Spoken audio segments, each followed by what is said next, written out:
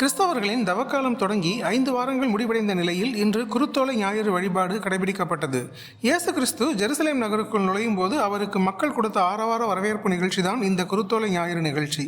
பாஸ்கா விழாவுக்காக இயேசு கிறிஸ்து ஜெருசலேம் நகருக்குள் வரும்போது அவருக்கு குருத்தோலைகளை விரித்து யூத மக்கள் வரவேற்பளித்தனர். இதை நினைவுகூரும் வகையில் தவக்காலத்தின் 6வது ஞாயிற்றுக்கிழமையை உலகம் முழுவதும் கிறிஸ்தவர்கள் குருத்தோலை ஞாயிறாக கடைபிடிக்கிறார்கள்.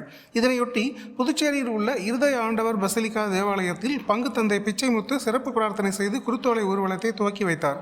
இதில் ஏராளமான கிறிஸ்தவர்கள் பங்கேற்று நகரை வலம் வந்து மீண்டும் தேவாலயத்தை அடைந்தனர். இதேபோல் ரெட்டியார்பாளையம் புனித ஆந்திரேயர் ஆலயத்தில் குருத்தோலை ஞாயிறு கடைபிடிக்கப்பட்டது. பங்கு தந்தை ஜோசப் பால் சிறப்பு திருப்பலியை நிறைவேற்றி குருத்தோலை ஊர்வலத்தை துவக்கி வைத்தார். இதேபோல் புதுச்சேரியில் ஜென்மராக்கினி மாதா ஆலயம், விண்ணேற்பு அன்னை ஆலயம், வில்லியனூர் லூர்து மாதா ஆலயம் உட்பட அனைத்து தேவாலயங்களிலும் கிறிஸ்தவர்கள் ஒன்று கூடி குருத்தோலைகளை கையில் ஏந்தி பவனியாக வந்தனர். அப்போது ஹோசன்னா என்று வாழ்த்து பாடல்களை பாடி இறைவனை வழிபட்டனர். தொடர்ந்து நடைபெற்ற சிறப்பு பிரார்த்தனையில் அனைவரும் பங்கேற்றனர்.